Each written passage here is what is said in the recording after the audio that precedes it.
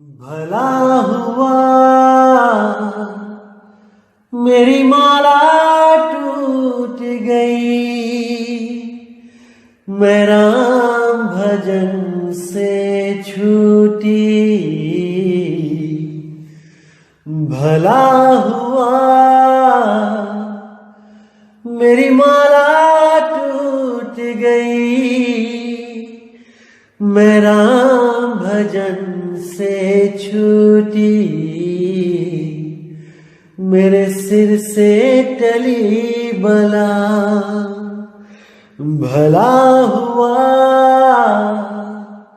मेरी माला टूट गई, मैं राम भजन से छूटी। मैं राम भजन से छूटी। नमस्कार मेरे प्यारे भाइयों, मेरे परमात्मा के प्यारे जीव हंसों। मैं बंदी छोड़ से सदा यही अरदास करूंगा कि आप सब मेरे भाइयों का विवेक पहले से ज्यादा और ज्यादा और ज्यादा से ज्यादा बढ़ता ही जाए, और ऐसी कोई चीज ना रहे जो 1% भी आपको भ्रमित कर पाए। मैं यही चाहूंगा कि हर चीज क्रिस्टल क्लियर होती चली जाए, एक एक चीज आप समझ जाओ, ताकि आपको सीधा रास्ता दिखाई देने लग जाए। और जितने भी ये अधूरे गुरु आपको गलत रास्तों पे लेके जाते हैं, उनकी आप परख कर पाओ और हर चीज अच्छी तरह समझ के त्याग सको। जितनी भी गलत साधनाएं आपको दी जा रही हैं, इन सबको त्याग के सही साधना का मार्ग पकड़ो, सही साधना करो, ताकि आपको मोक्ष मिले, मुक्ति मिले, इस भव सागर से हमेशा के लिए पीछा छूट जाए और हमेशा हमेशा के लिए अपने निज नाम, अपने निज स्वरूप में, उस आत्म रूप में स्थित हो जाओ, ताकि दोबारा वापस किसी भी शरीर में ना आना पड़े। इसलिए जल्दी से जल्दी हमें सत्य को जान लेना चाहिए और उसको पाने के लिए पूरी लगन से भक्ति करनी चाहिए और सारे जन्मों के जन्म मरण के बंधनों को तोड़ के हमेशा के लिए मुक्त हो जाना चाहिए। इसी चीज को समझाने के लिए आज हम जो वाणी लेंगे, बहुत प्यारी वाणी है, पूरे ध्यान से समझना है। तो क्या कहती है वाणी? अमर मूल का करे विचारा, धर्मदास सो शिष्य हमारा, और ग्रंथ बहुत में भाखा, अमर मूल की है सब शाखा। यानी हे धर्मदास, जो मेरे इस अमर मूल की वाणी पे विचार करेगा, वही मेरा विवेकी शिष्य होगा धर्मदास। और जो मूल ज्ञान को ना समझ के केवल पवित्र ज्ञान को ही सत्य मानेंगे होंगे, तो वो मेरे ही भगत, लेकिन वो कभी मुक्ति को प्राप्त नहीं कर पाएंगे, क्योंकि मुक्ति केवल मूल ज्ञान से मिलती है, पवित्र ज्ञान से नहीं। पवित्र ज्ञान तो एक पटरी की तरह है जिसको बिछाया जाता है, और मूल ज्ञान एक ट्रेन की तरह है जिस पे सवारी की जाती है। ट्रेन के बिना कोई कहीं नहीं पहुंच सकता, कितनी ही पटरियां बिछा दी जाएं। इसलिए जो बिल्कुल नया भगत होता है, उसको पवित्र ज्ञान समझना चाहिए, जरूर पढ़ना चाहिए। अनुराग सागर पढ़नी चाहिए, कबीर सागर पढ़नी चाहिए, कोई और संत महात्मा जो ग्रंथ लिखते हैं वो भी पढ़ने चाहिए जहां पे कबीर वाणी आती है। इसीलिए कई लोग मुझे कहते हैं, 12वें पंथ के शिष्य मैसेज भी आते हैं मुझे कई, कि हमने जब से आपका ज्ञान सुना है, हमारा मन उस 12वें पंथ की जो भक्ति विधि है, जो जोत जलाना है और देवी देवताओं के मंत्र जपने हैं, उसमें हमारा मन नहीं लगता। अब हम क्या करें? और अब हमारा मन पुस्तक सेवा में भी नहीं लगता, जो हम घर घर जाके पुस्तकें बांटते थे, अब मैं नहीं जाता वहां पुस्तक सेवा करने। तो मैं हमेशा उनको यही कहता हूं, मेरे भाई, ये सेवा छोड़नी नहीं है।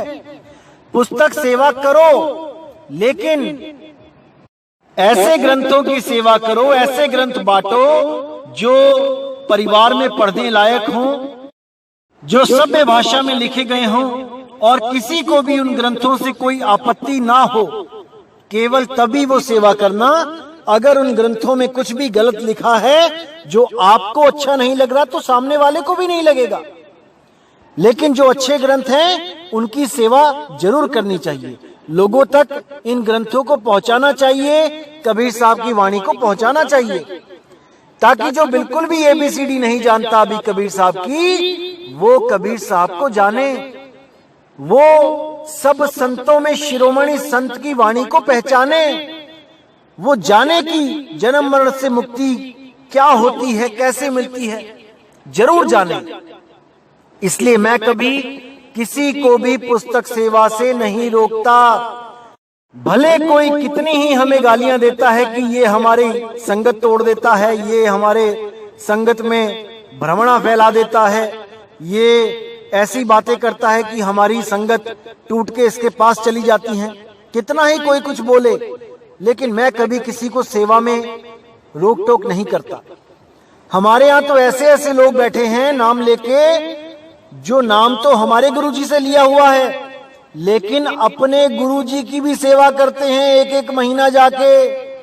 नहीं यकीन है तो मैं फोन नंबर भी दे सकता हूं, आप पूछ सकते हो। हम कभी नहीं कहते किसी को कि अगर यहाँ पे नाम लिया है तो कहीं और मत जाओ। अरे कहीं भी जाओ, लेकिन अपने सत्य ज्ञान में दृढ़ होके जाओ, अटल होके जाओ। बल्कि अपनी संगत में जहां आप जा रहे हो, जो पुरानी संगत है आपकी, आप वहां पे जाके उन जीवों को भी चेताओ, तभी तो वो लोग भी निकल पाएंगे ना वहां से। इसलिए मेरे भाई, सेवा के लिए कोई मनाही नहीं है। कोई मुझे स्पेशल मैसेज करके ना पूछे, आप सेवा खुली कर सकते हो, जीवों की सेवा है, कर सकते हो, मैं कभी मना नहीं करता।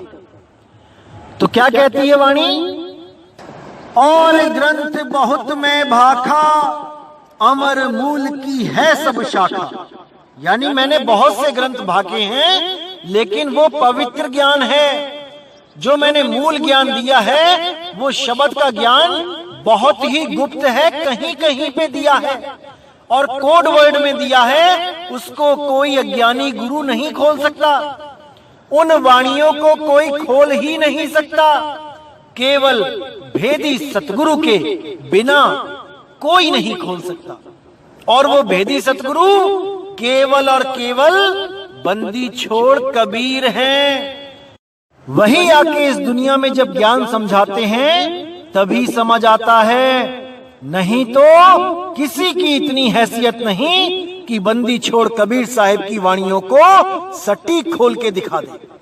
कोई नहीं खोल सकता, क्योंकि ऐसे ऐसे कोडवर्ड लगे हैं कि कोई नहीं खोल सकता, कोई भी नहीं, सिवाय केवल उनके, केवल शब्द गुरु के कोई नहीं खोल सकता, कोई नहीं। तो कहते हैं, अमर मूल का करे विचारा, धर्मदास सो शिष्य हमारा। और ग्रंथ बहुत में भाखा, अमर मूल की है सब शाखा। ये जितने भी बाकी ग्रंथ हैं, ये अमर मूल की ही शाखा हैं। अमर मूल को पहचान लो तो समझो सबका मूल ज्ञान आपके समक्ष है। आप मूल को जान जाओ। शाखा पत्र सबे लपटाना, अमर मूल का हो नहीं जाना। अमर मूल धर्मन सुन लेहू, यही संदेश हंसन कही देहू। यानी शाखा पत्र यानी कि टहनियों में, पत्तों में सभी लिपटे पड़े, लेकिन अमर मूल को कोई नहीं जान पा रहा है कि अमर मूल क्या है। अमर मूल धर्मन सुन लेहू, हे धर्मन तुम अमर मूल का ज्ञान अच्छी तरह समझ लो और यही संदेश सब हंसों को दो। यही संदेश हंसन कही देहू। यह संतन को मत है भाई, जाते आवागमन न साई। जो मैं तुम्हें बता रहा हूं ये संतों का मत है। असली संत मत ये है जिससे आवागमन का नाश होगा। सोई जीव उतर है पारा, ना तर बूढ़ मुआ संसारा। केवल वही जीव इस भव सागर से पार होगा जो इस मूल ज्ञान को समझ लेगा, बूझ लेगा। बाकी जितने भी हैं ये सब इसी भव सागर में डूबते रहेंगे। ज्ञानी होए सो मानही, बूझे शब्द हमार। कहे कबीर सो बाची है, और सकल यमधार। यानी हे धर्मदास, जो ज्ञानी होगा वो हमारी बात को मन ही मन मान लेगा, बूझ लेगा वो मेरे शब्द को कि मेरा शब्द सत शब्द है, सत नाम है, उसका कभी नाश नहीं होता। वो कभी आता जाता नहीं है इन श्वासों की तरह कि कभी छिन में आई कभी छिन में चली गई। ये वो शब्द नहीं है भाई। तो आगे कहते हैं पावन भेद, पावन नहीं यहाँ पे पवन होगा। पवन भेद अब कहो बुझाई, ताम ही जगत रहो उरझाई। कि अब इस पवन का भेद हमें बता दो। धर्मदास जी कह रहे हैं कि ये पवन का जो भेद है इसका हमें बता दो रास्ता, कैसे हम इससे अलग होंगे। इसमें सारा जगत उलझाई, उलझा हुआ है, लिपटा हुआ है। पवन भेद अब कहो बुझाई, ताम ही जगत रहो लिपटाई।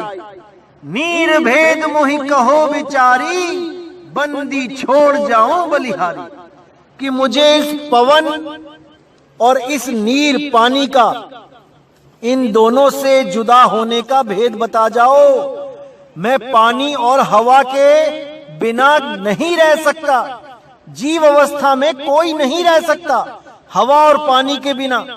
लेकिन आत्म स्वरूप में आपको पानी और हवा की जरूरत ही नहीं है, क्योंकि आत्मा अमर है। आत्मा बिना पानी और हवा के रह सकती है।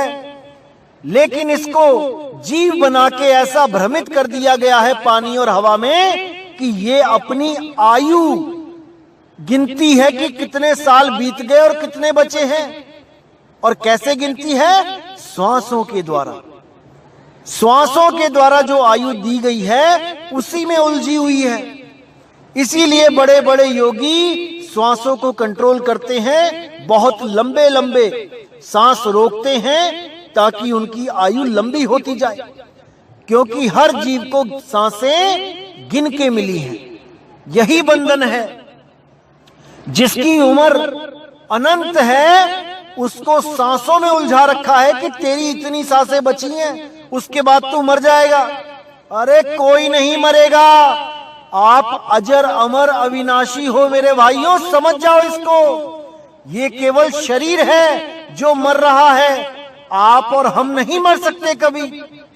इसीलिए साहिब ने बोला, हम ना मरिब मरिब संसारा, हमको मिला जियावन हारा। यानी कि उस आत्म अवस्था में पहुंच के हम कभी नहीं मरेंगे। ये संसार सारा मर जाएगा। ये 5 तत्व खत्म हो जाएंगे, मन माया 3 गुण खत्म हो जाएंगे, लेकिन हम और आप कभी नहीं मरेंगे। लेकिन तब नहीं मरेंगे जब हम उस अवस्था को जान जाएंगे कि हम अमर अजर अविनाशी हैं। जब तक हम अपने आप को ये शरीर समझ रहे हैं हम जन्मते और मरते ही रहेंगे। समझ जाओ मेरे भाइयों, इसको समझ जाओ। तो आगे कहते हैं सतगुरु वचन। कबीर साहब जवाब देते हैं, नीर पवन का भाखों लेखा, सुकृत घट में करो विवेका। हम टकसार ग्रंथ यक भाखा, नीर पवन ताही मां राखा। एही माही रहे लिपटाई, नीर पवन महा रहे भुलाई। यानी कि नीर पवन का भाखों लेखा। हे धर्मदास, मैं तुम्हें समझाता हूं कि इसका लेखा जोखा क्या है। इस नीर और पवन से कैसे छुटकारा पाया जा सकता है। नीर पवन का भाखो लेखा, सुकृत घट में करो विवेका। हे सुकृत, अपने घट में यानी अपने मन में विचार करो, विवेक लगाओ। जो मैं तुम्हें बता रहा हूं उसको अच्छी तरह समझो। हम टकसार ग्रंथ यक भाखा, नीर पवन ताही महराखा। यानी कि मैंने एक ऐसा ग्रंथ भाखा बताया है जिसमें नीर और पवन का सारा भेद है। उसमें मैंने हर चीज समझा रखी है, लेकिन कोड वर्ड में उसको कोई नहीं खोल सकता, कोई भी नहीं खोल सकता। केवल और केवल भेदी सतगुरु ही खोल सकते हैं, या केवल वो खोल सकता है जिसको बंदी छोड़ने चुन लिया है, लोगों का कल्याण करने के लिए। तो आगे कहते हैं, एही माही रहे लिपटाई, नीर पवन महा रहे भुलाई। यानी इसी में सारा जगत लिपटा रहता है, इसी नीर और पवन में सारे भूले रहते हैं, भुलाए रहते हैं। कोई भी इससे अलग नहीं हो सकता। अभी जितने भी ये खिलाफ बोलने वाले हैं या जितने भी ये श्वासों का जाप करने वाले हैं, ये सब इसलिए बोल रहे हैं क्योंकि अभी इन्हें पता नहीं कि जिस दिन इनकी सांसें खत्म हो गई, एक सांस के लिए भी ये तरसते रहेंगे, तरसते फिरेंगे। कोई इनको एक सांस नहीं दे पाएगा। एक सांस के लिए इनकी हालत खराब हो जाएगी। अगर नहीं यकीन है तो अभी सांस रोक के देखो, 2 मिनट के लिए, 2 मिनट के लिए सांस रोक के देखो। आपको सांसों की वैल्यू पता लग जाएगी कि क्या होती है सांसों की वैल्यू। ऐसा लिपटा दिया गया है श्वासों से इस जीव को कि बिना श्वासों के इसकी हालत खराब हो जाती है। जो लोग पानी में गिर जाते हैं, सांस नहीं ले पाते हैं, उनसे पूछो कि कैसा अनुभव हुआ था। इसीलिए कहता हूं, जब अंत घड़ी आएगी तब केवल गुरु का ज्ञान काम आएगा। तब आपको पता लगेगा कि सूरत कहां रखनी है। अगर आपने सूरत शब्द में लगा दी तो आपको पता भी नहीं लगेगा कि आप कब इस शरीर से निकल गए। आपको श्वास की जरूरत ही नहीं पड़ेगी, पता ही नहीं लगेगा कि मैं श्वासें ले भी रहा हूं कि नहीं। लेकिन ये जितने भी खिलाफ बोलने वाले हैं, समय आने दो, इनको भी पता लग जाएगा कि मूल ज्ञान किसे कहते हैं।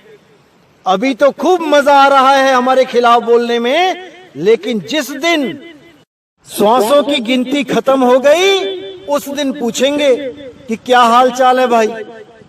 अभी तो खूब आनंद में है। तो इसीलिए कह रहा हूं मेरे भाई, इससे पहले कि सांसें खत्म हो, ये पवन खत्म हो, उससे पहले इस पवन से नाता तोड़ लो। इस सोहम के जाप से, ओम सोहम के जाप से अपनी सुरती को हटा लो। अगर ये सुरती श्वासों में लगी रही तो मेरे भाई ये कभी मुक्त नहीं हो पाएगी, ये कभी मुक्त नहीं हो पाएगी। इसको शब्द से जोड़ो, उस शब्द से जोड़ो जिसका कभी अंत नहीं होता।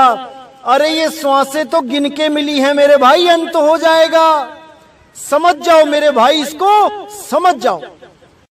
और जो लोग कुछ स्वयंभू आत्मज्ञानियों के चक्कर में आके साधना से विमुख हो जाते हैं, उनको भी मैं बता दूं भाई, ये साइको बंदे हैं, ये मानसिक रोगी हैं, ये आपको ले डूबेंगे। इनके चक्कर में मत आओ। अभी थोड़े दिनों में इनकी मैं एक ऐसी वीडियो बनाने वाला हूं कि आपको एक एक चीज समझ में आ जाएगी कि ये कितने पानी में हैं। इन लोगों ने केवल खिचड़ी ज्ञान परोस दिया है। थोड़ा सा उधर से ले, थोड़ा सा उधर से ले, थोड़ा सा उधर से ले, और अपनी डिश बना के तैयार कर दी है। बिल्कुल चिंता ना करें मेरे भाई, आने वाले सत्संग में ऐसा खुलासा किया जाएगा इनका कि आप एक एक चीज समझ जाओगे कि कैसे भ्रमित करते हैं ये लोग दुनिया को। बिल्कुल समझोगे, परमात्मा की दया जरूर होगी। तो साहिब कहते हैं, एही माही रहे लिपटाई, नीर पवन मां रहे भुलाई। ये सूरत हमेशा इसी नीर और पवन में लिपटाई रहती है, भुलाई रहती है। नीर पवन की उत्पत्ति कहे कबीर विचार, जो निज शब्द समावही सोई हंस हमार। यानी जो इस नीर और पवन की उत्पत्ति को जानता है, केवल वही आपको इस नीर और पवन से अलग कर सकता है। कहे कबीर विचार, कबीर साहब विचार करके बता रहे हैं, जो निज शब्द समावही सोई हंस हमार। इस सोहंग सोहंग को छोड़ के, इस ओम सोहंग को छोड़ के, इस कोहंग वो हम को छोड़ के, इन श्वासों के अजपा जाप को छोड़ के, जो निज शब्द को जान लेता है, जो निज शब्द में समा जाता है, सोई हंस हमार। केवल वो ही मेरा निज हंस है, बाकी सब काल के ही जाल में उलझे रह जाते हैं। तो साहिब कहते हैं, सार शब्द में कीन नवेरा, नहीं माने सो जम को चेरा। गर्भवास जन्म सो धरई, जो यह लेखा बाहर पर। कितना क्लियर बता दिया साहिब ने कि सार शब्द में कीन नवेरा, मैंने सार शब्द का निबेड़ा कर दिया है। अभी भी अगर कोई ना जाने ना माने तो मेरे भाई वो जम को चेरा। नहीं माने सो जम को चेरा, वो जम का ही चेला है, वो काल का ही दूत है। गर्भवास जन्म सो धरई, जो यह लेखा बाहर पड़े। गर्भ में वही जन्म लेगा जो मेरे इस लेखे से बाहर जाएगा, यानी मेरे इस कहने से जो बाहर चला जाएगा। जो निज नाम, सार नाम, अखंड नाम, अबोल नाम, अडोल नाम का सिमरण नहीं करेगा, वो मेरे लेखे से बाहर है। वो गर्भ में जाएगा ही जाएगा, कोई नहीं रोक सकता उसको, कोई नहीं। तो इसीलिए मेरे भाइयों, केवल और केवल सार शब्द का सिमरण करना है। ये जाप अजपा अनहद को त्याग देना है। अरे जाप मरे अजपा मरे, अनहद भी मर जाए, सुरत समाए शब्द में वाको काल न खाए। इस सुरती को केवल और केवल शब्द में रखना है, तभी हम काल जाल से बच सकते हैं। नहीं तो सब के सब यहीं आते जाएंगे, मरते जाएंगे, जन्मते जाएंगे। तो मेरे भाई, इस बात को अच्छी तरह गांठ बांध लो कि बिना गुरु के मुक्ति नहीं होती है, बिना गुरु के शब्द का भेद नहीं मिलता है। ग्रंथों में केवल नाम लिखा मिल सकता है कोड वर्ड में, उसको खोल नहीं सकते। ग्रंथ खोलने के लिए एक जीवित भेदी गुरु की जरूरत पड़ती है, तभी आपका काम बनेगा। अन्यथा आप भी बाकी जानवरों की तरह जैसे दुनिया में आए वैसे ही अपना जन्म भोग के वापस चले जाओगे। कोई फायदा नहीं होगा आपके इंसान होने का अगर आपने सार शब्द का भेद नहीं प्राप्त किया। इसीलिए साहिब ने कहा, शब्द शब्द बहुअंतरे, सार शब्द मत लीजे। कहें कबीर जहां सार शब्द नहीं, दृग जीवन सो जीजे। कि बहुत से शब्द हैं, अनंतों शब्द हैं इस दुनिया में, लेकिन तुम्हारा कल्याण केवल सार शब्द से होगा। और जहां पे सार शब्द नहीं है वहां जीवन पे धिक्कार है, धिक्कार। दृग जीवन सो जीजे, ऐसे जीवन पे धिक्कार है जो बिना सार शब्द की साधना किए एक एक पल बर्बाद कर रहे हो। तो मेरे भाई, ये समय वापस नहीं आएगा। इस समय का हमने पूरा लाभ उठाना है और केवल सार शब्द को अपनाना है। इस जीवन का एक ही लक्ष्य है, सार शब्द। उसके बिना कुछ नहीं, कुछ नहीं, मिट्टी की ढेरी है, ढह जाएगी। इससे पहले कि ढह जाए, इसको लेखे लगा लो मेरे भाई, लगा लो। उस मालिक का सिमरण करो और इस जंजाल से निकलो। कुछ नहीं मिलेगा इस दुनिया में, सिवाय दुख के, अनादर के और गम के कुछ नहीं मिलेगा। अभी हम सोचते हैं कि हम सुखी हो जाएं, हम थोड़ा सा पैसा खर्च के कोई चीज घर ले आते हैं, कुछ दिन वो नई होती है तो मन लगा रहता है, थोड़े दिनों बाद वो कूड़े में पड़ी होती है, कोई देखता तक नहीं उसकी तरफ, और फिर हमारे मन में कोई नई इच्छा जागृत होती है, हम उसके पीछे लग जाते हैं। ऐसे ही करते करते करते सारा जीवन बीत जाता है, लेकिन संतुष्टि नहीं मिलती। उस संतुष्टि ना मिलने का कारण केवल एक है, वो है परमात्मा। जब आपको परमात्मा का अनुभव हो गया, परमात्मा का साक्षात्कार हो गया, उसके बाद आपकी तृष्णा सदा सदा के लिए खत्म हो जाती है मेरे भाई। उसके बाद आपको कुछ नहीं चाहिए होता, जो वो दे देता है वही सिर मत्थे लगा के भोग लेते हैं। कभी डिमांड नहीं करते कि मुझे ये मिल जाए, मुझे वो मिल जाए, कुछ नहीं, कुछ नहीं।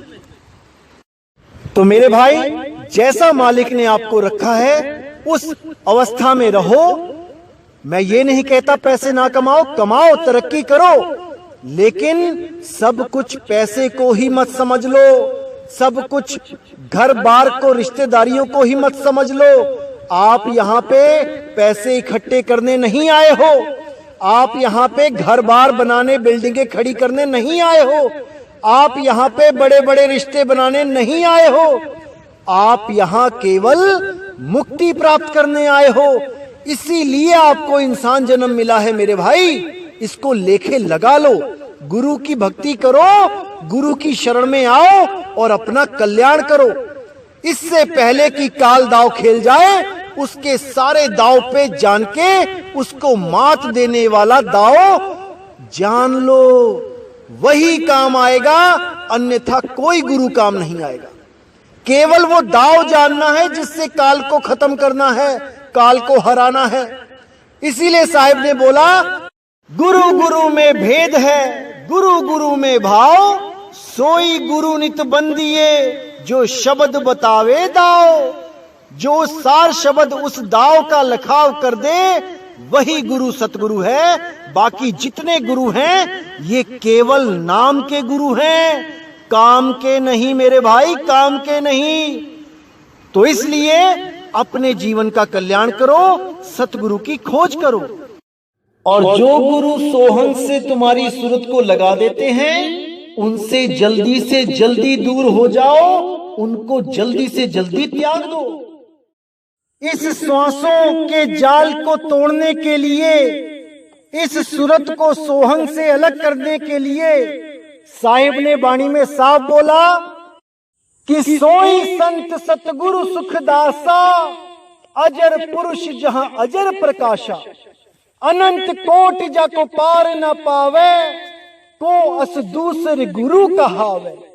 हम तुम नारी पुरुष सब माही, जहां है सोहंग हम तहां नहीं। बिल्कुल साफ क्लियर कर दिया साहिब ने कि जहां पे भी सोहंग का जाप होगा, वहां मैं नहीं मिलूंगा, वहां मैं होऊंगा ही नहीं। क्योंकि जहां मैं होऊंगा, वहां पे सोहंग पे विचार करवाया जाएगा कि सोहंग क्या है, किस अवस्था को सोहंग अवस्था कहा जाता है। ओ हम सोहम तत्व विचारा, बंक नाल में किया संभारा। उस पे विचार करना है मेरे भाई, जपना नहीं है। इसको समझ लो मेरे भाई, समझ लो। और जो लोग सोहंग सोहंग जपते हैं, उनके लिए साहिब ने साफ बोला, जो जन होंगे जोहरी, रत्न लेंगे बिलगाए, सोहंग सोहंग जपी मुआ, मिथ्या जन्म गवाए। लेकिन यह भी सच है कि कबीर साहब की वाणियों में सोहंग का जिक्र आता है, ज्यादातर वाणियों में आता है। लेकिन जिसके पास सोहंग का भेद नहीं होता, वो गलती से इसके जाप में फंस जाते हैं। कैसे फंस जाते हैं मैं आपको बताता हूं। एक वाणी है कबीर सागर सुमिरन बोध में, पेज नंबर 16 पे, सोहम शब्द निज सांच है, जपो अजपा जाप, कहें कबीर धर्मदास से, देखो अगम अगाध। अब इस वाणी को पढ़ के कोई भी ये समझ लेगा, कोई भी ये सोच लेगा कि कबीर साहब कह रहे हैं कि सोहंग ही निज सांच है, यानी कि वो निज मंत्र है, वो सच्चा मंत्र है, और उसी को अजपा जाप को जपने के लिए बोला जा रहा है, श्वासों के अजपा जाप को। बिल्कुल नहीं मेरे भाई, बिल्कुल नहीं।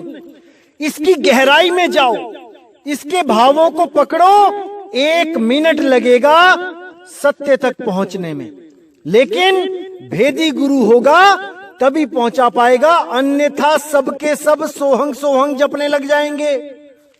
तो वाणी की गहराई में चलते हैं। क्या कहती है वाणी? सोहम शब्द निज सांच है, यानी कि निज सांच मतलब कि तुम्हारा असली स्वरूप, तुम्हारा असली निज सांच कि क्या है तुम्हारा सत्य। क्या तुम शरीर हो? क्या तुम 5 तत्वों से निर्मित शरीर हो? कौन कौन से 5 तत्व हैं? क्या तुम मिट्टी हो? क्या तुम पानी हो? क्या तुम अग्नि हो? क्या तुम ये हवा हो, ये श्वास हो? क्या तुम आकाश हो?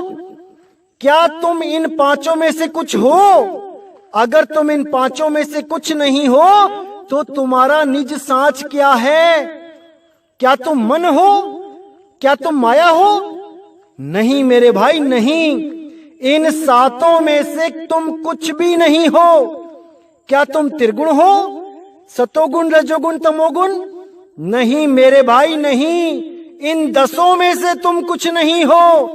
अब तुम क्या हो, बस ये जानो। तो ना तुम मिट्टी हो, पानी हो, अग्नि हो, आकाश हो, ना वायु हो। सोहंग वायु नहीं हो। ये जो सांस आ रही है, जा रही है, ये वायु तत्व है, और तुम वायु नहीं हो, नहीं हो, नहीं हो। तो फिर ये सोहंग क्या है? इस पे विचार करो। सोहंग क्या है? जो तू सोहम, यानी हे परमात्मा, जैसा तू वैसा मैं, यानी कि तुम भी एक आत्मा हो, मैं भी आत्मा ही हूं, लेकिन मैंने सृष्टि बनाई है इसलिए मैं आत्मा कहला रहा हूं, और आप सृष्टि खत्म करवाने आते हो, इसलिए आप हम सबसे परम हो, आप परमात्मा हो। तो जब परमात्मा श्वास नहीं है तो तुम श्वास कैसे हो सकते हो? कैसे हो सकते हो? लेकिन तुम्हारी सूरत श्वासों में रमी हुई है, इसलिए बोला जाता है कि श्वासा मध्य सार है। तुम्हारी सूरत भी सार ही है, वो भी कभी खत्म नहीं होगी, वो भी कभी अंत नहीं होगा उसका। लेकिन अगर इस श्वास से तुम्हारी सूरत कनेक्शन तोड़ दे और वही सूरत उस शब्द गुरु में लग जाए, तो मेरे भाई जन्म मरण से मुक्ति मिल जाएगी, आपको निज सांच प्राप्त हो जाएगा, और वो अवस्था होगी सोहम अवस्था की। जब तक इस तन और मन के साथ आपकी सुरती लगी है, आप जीव अवस्था में हो, आप जीव हो, अभी आप सोहंग अवस्था में नहीं आए। सोहम अवस्था को प्राप्त करने के लिए आपको तन और मन दोनों से हटना पड़ेगा और उस शब्द का सिमरन करना पड़ेगा। तो यहां पे बिल्कुल क्लियर कर दिया कि सोहम शब्द निज सांच है, यानी कि सोहम शब्द आत्म स्वरूप है, क्योंकि आत्म स्वरूप ही निज सांच है। तो आत्मा को कैसे जपोगे, मुझे कोई इतना बता दे। जब सोहम शब्द निज सांच है, यानी सोहम शब्द आत्म स्वरूप है, तो आत्मा को कैसे जपोगे? वो तो शब्दों में है ही नहीं, इसीलिए यहां पे उसको अजप्पा बोला है। अजप्पा यानी कि जिसको जपा ना जा सके, लेकिन साथ में जपा भी लिखा है। यहां पे जपा का क्या भाव है कि उसको याद करो, सिमरन करो, स्मरण करो। जो गुरु आपको आपका निज रूप लखाएगा, उस निज रूप का स्मरण करो, ताकि आप इस नकली रूप को छोड़ के अपने असली रूप को प्राप्त कर सको। तभी आप इन 5 तत्व, 25 प्रकृति, 3 गुण, मन, माया से अलग अपने निज स्वरूप में पहुंचोगे। तो सोहम शब्द निज साच है। सिमरन करो उस अजपा रूप का। कहें कबीर धर्मदास से, देखो अगम अगाध। फिर तुम उस अगम अगाध अवस्था को पहुंच जाओगे। उस अवस्था में ऐसे रम जाओगे कि इस देह की जरूरत ही नहीं रहेगी। जब देह से न्यारे ही हो जाओगे तो देह की जरूरत कभी पड़ेगी ही नहीं। तो इस तरह हमेशा हमेशा के लिए आप देह से न्यारे हो जाओगे। इसी को जन्म मरण से मुक्ति कहते हैं। इसी निज साच को प्राप्त करने के लिए ही हम गुरु धारण करते हैं, हम संतों की शरण में जाते हैं। लेकिन ये अधूरे गुरु हमें सोहंग सोहंग जपवा देते हैं। यही इन लोगों का दोष है और यही इन लोगों को नरकों में लेके जाता है। मैं आपको आने वाली ऑडियोज में बताऊंगा कि इन गुरुओं का क्या हाल होता है, कैसे ये लोग नरकों में, कढ़ाओं में तले जाते हैं, क्योंकि इतने लाखों जीवों का सत्यानाश कर देते हैं, उनका जन्म बर्बाद कर देते हैं। तो परमात्मा इनको भी कभी नहीं बचाता। केवल कुछ धन के लालच में, कुछ मान अभिमान के लालच में, कोई ऊंची ऊंची पदवियों के लालच में, ये सब इसी लालच में खुद तो उलझे ही रहते हैं और मोहरा बना लेते हैं आप सबको। आप सबके द्वारा ये महान कहलाते हैं, ये राजा महाराजा कहलाते हैं।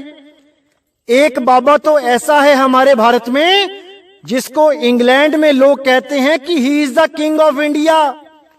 नाम नहीं बोलूंगा, लेकिन उनकी संगत अच्छी तरह समझती है मैं किसके बारे में बोल रहा हूं।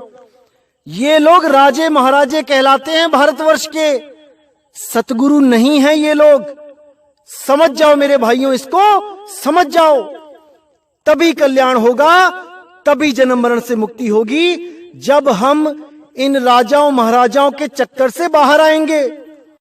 150, 500, 1000 किले में तो इनके छोटे छोटे आश्रम हैं, और जो बड़े बड़े आश्रम हैं उनकी तो गिनती भूल जाओ। उसके बाद गरीबों के लिए वही रूखी सूखी दाल रोटी लंगर वाली, और अमीरों के लिए बड़े बड़े कैफे खोल रखे हैं, भोजन भंडार खोल रखे हैं, स्नैक बार खोल रखे हैं। अमीरों के लिए, एनआरआई लोगों के लिए बढ़िया बढ़िया हॉस्टल रहने के लिए, रात गुजारने के लिए बढ़िया बढ़िया पलंग गद्देदार, और जो बेचारी गरीब जनता है उनके लिए खुली शेड बना रखी है। रातों में ठिठुरते रहते हैं बेचारे। अरे मेरे भाई, जब परमात्मा ने कभी भेदभाव नहीं किया गरीब और अमीर में, तो तुम लोग कैसे भेदभाव कर सकते हो, वो भी सतगुरु बनके? शर्म आनी चाहिए, शर्म। परमात्मा का नाम लेके पहले भीड़ इकट्ठी करो, फिर उनमें गरीबी और अमीरी की दरार डाल दो। यही सीखा है क्या संतों से? यही शिक्षा मिली थी क्या कि गरीब का बच्चा बेचारा देखता रहे अमीर के बच्चे की मुंह की तरफ? वो तो पिज्जा बर्गर छोले भटूरे खा रहा है अमीर का लड़का, और गरीब का लड़का बेचारा उसका मुंह देख रहा है। आखिर क्यों? क्योंकि उसके गुरु को अरबों खरबों की जो डोनेशन मिल रही है, जो चढ़ावा चढ़ रहा है, वो पैसा उसको जमीन खरीदने में ज्यादा अच्छा लग रहा है।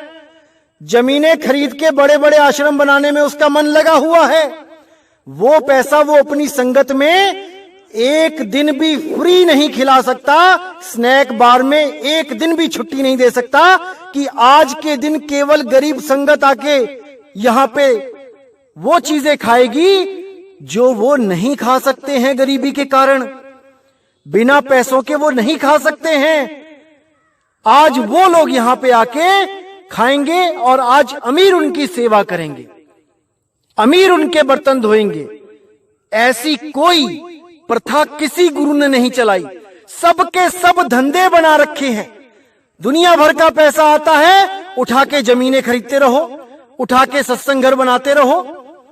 अरे ये पैसा वो अपनी मेहनत से दे रहे हैं, उसको संगत पे ही लगाओ, ना कि जमीनें खरीद के अपने आप को टॉप 10 करोड़पति अरबपति गुरुओं में शामिल करना टारगेट है यहां पे।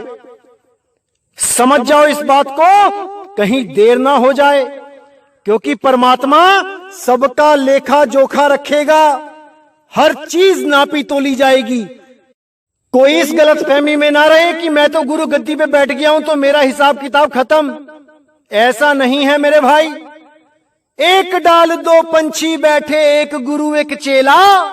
गुरु की करनी गुरु भरेगा, चेले की करनी चेला।